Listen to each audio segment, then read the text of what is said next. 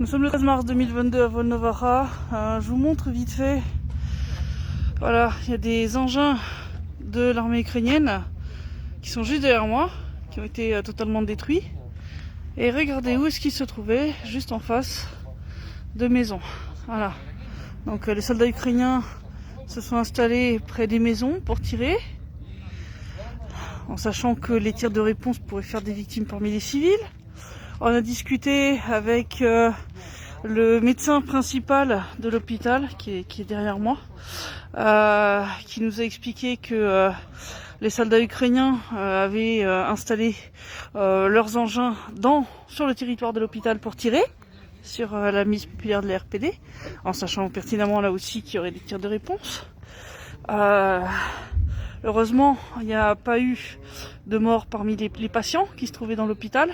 Ils ont réussi à tous les faire descendre dans les sous-sols à temps. Sous-sols d'ailleurs d'où les civils ont été chassés par les soldats ukrainiens au bout d'un moment, qui sont littéralement installés dans les sous-sols. On a retrouvé les corps de plusieurs d'entre eux. Donc voilà comment les soldats ukrainiens traitent la population civile des zones qu'elle occupe dans le Donbass. Voilà. Il y a des gens qui nous ont dit qu'il y avait des personnes qui avaient réussi à évacuer, mais ils savent pas du tout s'ils sont arrivés à destination ou pas. C'est-à-dire, est-ce que finalement au checkpoint, les soldats ukrainiens les ont laissés passer ou pas. Mais il y a des gens en tout cas qui ont essayé. Donc ça va être une info importante à vérifier, savoir s'ils ont laissé passer les gens. Entre autres des gens qui semble-t-il se diriger vers Zaporozhye ou pas. Voilà, donc c'est ça la situation. La ville, elle est complètement dévastée. Vous le voyez derrière moi. Vous voyez l'état des maisons. Il y en a qui sont complètement détruites. L'hôpital, il est complètement ravagé. Vous le voyez là derrière moi.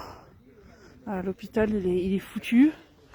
Les maisons derrière moi sont foutues. Voilà, toutes ces maisons là près desquelles se trouvaient les équipements de l'armée ukrainienne sont complètement voilà.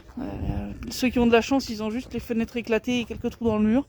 Ceux qui ont moins de chance, ils ont le toit qui a été complètement transpercé. Donc ça veut dire qu'il faut refaire une bonne partie de la maison, quoi. Voilà. C'est ça la situation, c'est ça la façon dont les soldats ukrainiens respectent la Convention de Genève. Je sais que j'ai certains commentateurs qui me disent que ils se défendent contre un envahisseur. On met pas de l'équipement technique près d'un hôpital pour tirer sur l'ennemi. Ça, non, jamais quoi. Ça s'appelle une violation de la Convention de Genève et un crime de guerre. Voilà. Voilà. Je vous ferai un reportage plus complet avec sous-titres, etc. Dès que possible. Voilà, Christelle Néant pour Donbass Insider.